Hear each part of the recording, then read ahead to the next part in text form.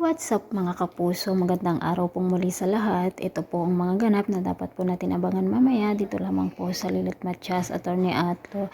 Dahil nga po sa magaling si Renan at Patricia, nakalabas nga po sa bilangguan o sa nakaligtas na naman ang hold up o ang tauhan ni Patricia na kung saan ay nang hold up kina Lilet mga kapuso. Dahil kung nakapagsalita ito ay siguradong matitigok na itong si Renan at buti nga po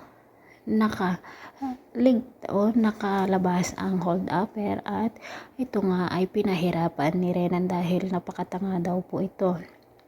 Samantala mga kapuso, dahil nga naghihinala si Kurt dito kay Renan ay sinundan nga po niya ito ng lihim at siguradong may matutuklasan si Kurt dito kay Renan na itinatago niya.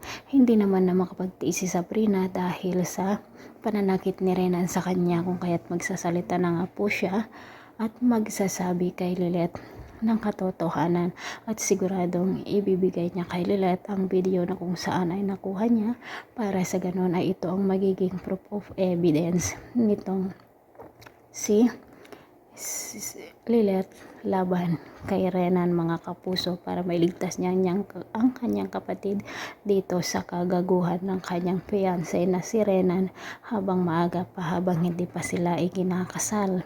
Dito na nga kaya magsisimula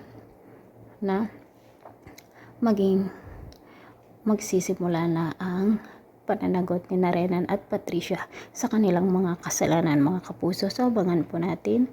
Maraming salamat po sa walang samang panonood. Bye bye.